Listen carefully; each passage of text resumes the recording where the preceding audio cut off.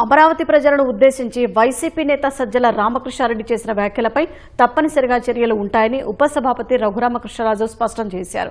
ఈ మేరకు చర్యలు తీసుకోవాలంటూ ఆయన డీజీపీకి ఫిర్యాదు చేశారు. మహిళల్ని సంకరజాతి అంటూ సజ్జల చేసిన దూషణలను రఘురామ తీవ్రంగా తప్పుపట్టారు. కుల వివక్షకు సంబంధించిన ఈ పదం వాడిన సజ్జలపై భారత శిక్షాస్మృతి ప్రకారం చట్టబద్దంగా చర్యలు తీసుకోవాలని డీజీపీని కోరారు. సజ్జల దూషణలు అమరావతిలో నివసిస్తున్న వేలాది మంది ప్రజల మనోభావాలను దెబ్బతీశాయన్నారు. సజ్జల రామకృష్ణారెడ్డిపై ఎస్సీ/ఎస్టీ అట్రాసిటీ సెక్షన్ల కింద కేసు నమోదు చేయాలని డీజీపీకి రాసిన లేఖలో రఘురామ పేర్కొన్నారు. భవిష్యత్తులో ఇలాంటి భాషను ఎవరూ ఉపయోగించకుండా కఠిన చర్యలు తీసుకోవాలని డిమాండ్ చేశారు. సజ్జల వ్యాఖ్యలను తన లేఖకు జత చేశారు. వర్గానికి చెందిన వాళ్ళు ఉన్నారు, రెడ్డి సామాజిక వర్గానికి చెందిన వాళ్ళు ఉన్నారు, అన్ని సామాజిక వర్గాలకు చెందిన వాళ్ళు ఉన్నారు. మరి అమరావతి ప్రాంతంలో మరి ఇప్పుడు నేను కూడా మరి ఈ డిప్యూటీ స్పీకర్ అయిన తర్వాత నేను కూడా అక్కడ ఇల్లు తీసుకున్నా. మరి నేను కూడా ఒక రకంగా అమరావతి ప్రాంత నివాసనే జగన్మోహన్ రెడ్డి లాగా. జగన్మోహన్ రెడ్డి ఇంటికి నా ఇంటికి 500 మీటర్ల దూరం ఉంటుంది అంతే. మరి గతంలో నా మీద చెప్పులతో కొట్టించిన వ్యక్తి రాక్షసుడైతే మరి ఆ రాక్షసుడి పక్కనే కోతవేడి దూరంలో నేను నివసిస్తున్నా.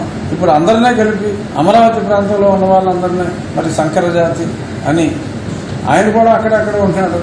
సజ్జల గారు కూడా ఏదో ఒక గ్రూప్ కాలనీలోనే సజ్జల గారు కూడా ఉంటున్నాడు.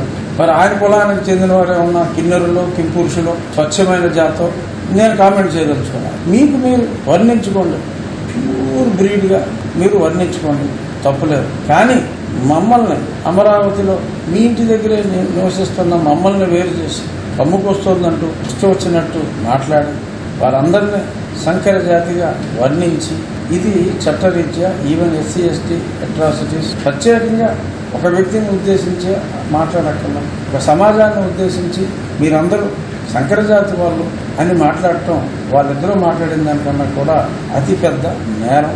కాబట్టి నేను డీజీపీ గారికి ఒక కంప్లైంట్, నిన్న సజ్జల గారు వాడిన ఆ భాషా ప్రయోగం యొక్క వీడియో క్లిప్పింగ్, ఆ పేపర్ కట్టింగ్ ఇవన్నీ కూడా అటాచ్ చేసి ఇస్తున్నాం. ఈ కంప్లైంట్ మీద కూడా చర్యలు ఉంటాయి. సజ్జల రామకృష్ణారెడ్డి గారి మీద కూడా తప్పకుండా చర్యలు ఉంటాయి. చర్యలు తీసుకోకపోతే సమాజం హర్షించదు.